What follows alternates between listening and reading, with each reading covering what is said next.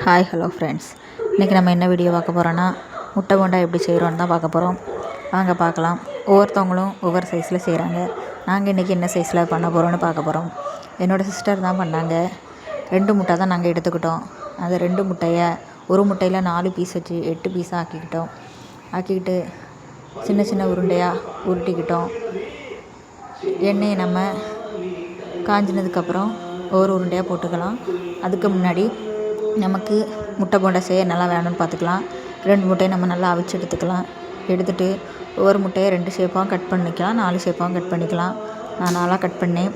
அப்புறம் அதுக்கு என்னெல்லாம் மசாலா வேணும்னா மைதா மாவு, கோதுமை மாவு, உள்ளி, உப்பு, இஞ்சி பூண்டு பேஸ்ட்டு, மிளகு பொடி, லைட்டாக மஞ்சள் பொடி, அதுக்கப்புறம் நம்ம மணத்துக்காக சிக்கன் பொடியோ மட்டன் பொடியோ சேர்த்துக்கலாம். லைட்டாக கலருக்கு வேணால் மஞ்சள் பொடி சேர்த்துக்கலாம்.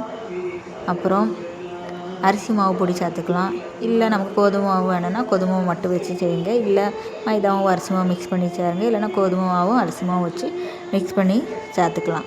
நமக்கு எப்படி தோணுதோ அதை நம்ம மிக்ஸ் பண்ணி சேர்த்துக்கலாம். அதுக்கு மேலே நம்ம கொத்தமல்லி வேணால் போட்டுக்கலாம். கொத்தமல்லி இலையை நம்ம கட் பண்ணி போட்டுக்கலாம். அப்படி இல்லைன்னா கருவேப்பிலை வேணால் நம்ம போட்டுக்கலாம். அது ஒரு மணத்துக்காக மட்டும்தான், அது ஆப்ஷன் தான். நாங்கள் எங்களுக்கு இருக்க பொருள்லாம் வச்சு மொத்தமாக எல்லாத்தையும் மசாலாலாம் போட்டு நல்லா கை வச்சு நல்லா பிணைஞ்சி விட்டுக்கணும். நல்லா எல்லாமே மசாலாலாம் பிடிச்சி வர ஒரு 10 நிமிஷம் போல் அப்படியே வச்சுக்கோங்க மசாலாவை. மசாலா எல்லாமே நல்லா இதாகணும். அப்புறம் முட்டையில் வச்சு கீழே லைட்டாக நம்ம வடைக்கு தப்புறது போல் தப்பிட்டு நடுஸில் முட்டையை வச்சுட்டு அதுக்கு மேலேயும் நம்ம இந்த மசாலாக்களை போட்டு உருண்டை உருட்டி நம்ம எண்ணெயில் போட்டு பொரிச்சிக்கலாம். உருண்டை உருட்டின உடனே எண்ணெயில் போட்டு பொரிக்காதீங்க. கொஞ்ச நேரம் வச்சுட்டு ஒரு 5 நிமிஷம் கழிஞ்சு பொரிங்க. இல்லைனா உதிரியே வந்துடக்கூடாது. தண்ணி அதிகமாக சேர்த்து நம்ம உருட்டினாலும் ஒன்று எண்ணெய் அதிகமாக பிடிக்கும், இல்லைன்னா மொத்தமாக உதிரி வந்துடும்.